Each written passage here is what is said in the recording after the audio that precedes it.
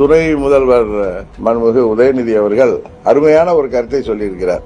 எங்களது வெற்றியின் ரகசியமே பழனிசாமி தான். பழனிசாமி அதிமுகவின் பொதுச் செயலாளராக நீடிக்க வேண்டும், அவர் 100 ஆண்டுகள் வாழ வேண்டும், அவர் எதிர்க்கட்சி தலைவராக இருந்தால் வெற்றி எங்களுக்கு சுலபங்கிறார். சோ அவர்களுக்கு கூட்டணி பலம் என்பதெல்லாம் ஒரு பக்கம் இருந்தாலும் பழனிசாமி தான் அவர்களது வெற்றியின் ரகசியம் என்பதை அவர் போட்டு உடைத்து விட்டார்.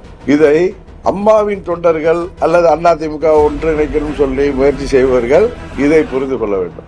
பழனிசாமி பொதுச் செயலாளராக இருக்கிற வரை அது திமுகவுக்கு வெற்றியை தரும் என்று அவர் துணை முதலமைச்சர் சொன்னது நீங்கள் வேண்டுமானாலும் வேறுமாறாக பார்க்கலாம். அது அவர் உண்மையை சொல்லியிருக்கிறார். அவர் சிலைடையாக சொல்லியிருந்தாலும் வஞ்ச புகழ்ச்சியாக பழனிசாமியை பற்றி சொல்லியிருந்தாலும் உண்மை அதுதான்.